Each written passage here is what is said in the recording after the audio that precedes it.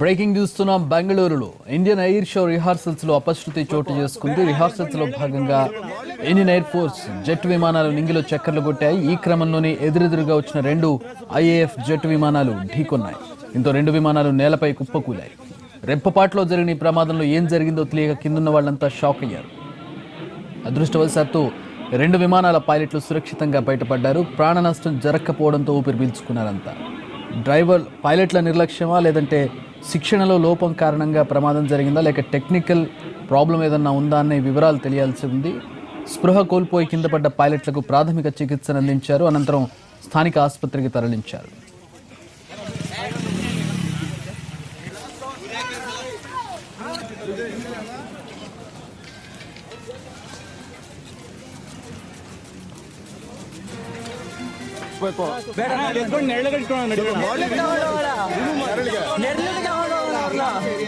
ಇದು ಓಪನ್ ಮಾಡಿ ಸ್ವಲ್ಪ ರಿಲೀಫ್ ಆಗುತ್ತೆ. ಎಲ್ಲ ಬ್ಲಾಸ್ಟ್ ಎಲೆಕ್ಟ್ರಿಕ್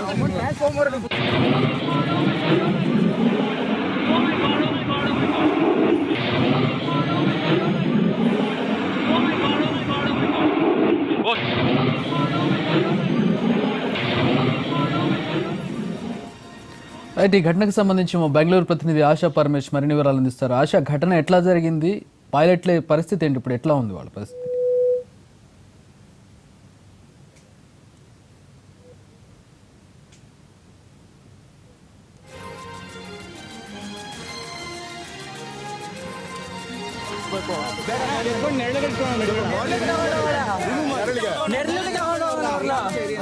ಇದು ಓಪನ್ ಮಾಡಿ ಸ್ವಲ್ಪ ರಿಲೀಫ್ ಆಗುತ್ತೆ. ಎಲ್ಲ ಬ್ಲಾಸ್ಟ್ ಎಲೆಕ್ಟ್ರಿಕ್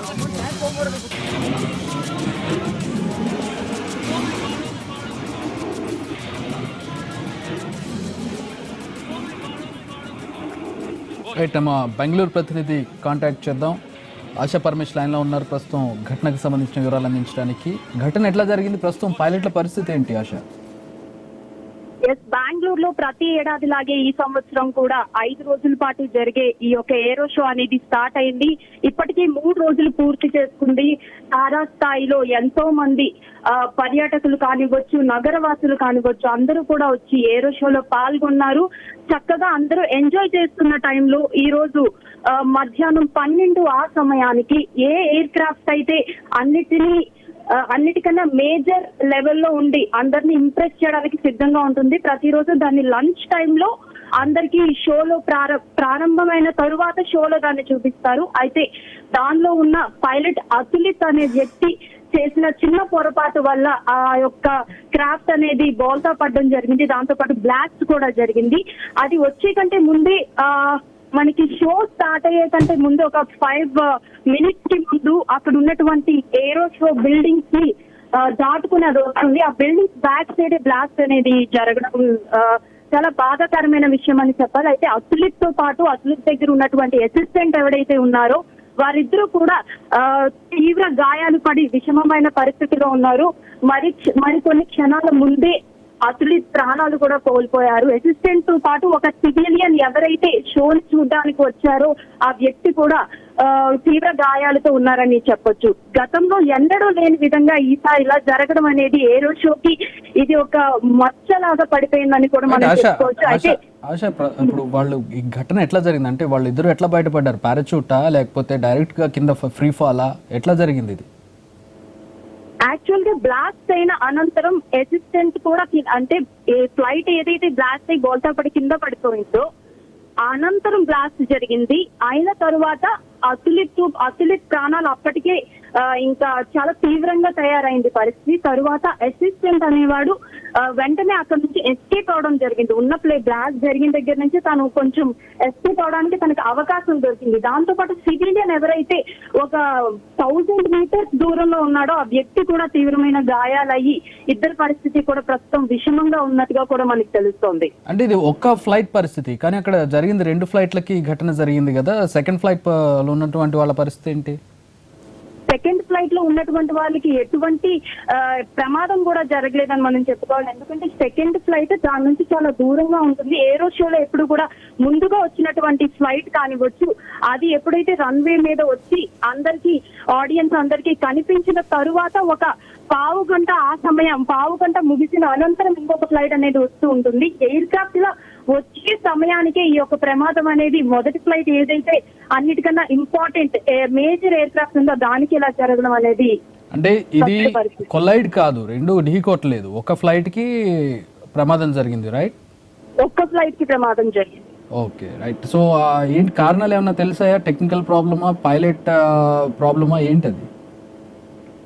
అది ప్రస్తుతానికైతే టెక్నికల్ గా ఏరో షో అయినా కూడా ఒక నెల రోజుల ముందుగానే వాళ్ళకి రిహార్సల్ అనేవి జరుగుతుంది. మాక్సిమం ఇది పైలట్ తాలూకా తప్పనే అందరూ కూడా సూచించినట్లుగా తెలుస్తోంది. అయితే ఇది టెక్నికల్ ప్రాబ్లం అని కూడా కాదని మనం నిర్ధారించలేము ప్రస్తుతం పరిస్థితి బట్టి చూస్తే. Right, thanks for the updates Asha. మొత్తానికి ఒక్క ఫ్లైట్కి ప్రమాదం జరిగింది, ఫ్లైట్లు ఢీకొనలేదు.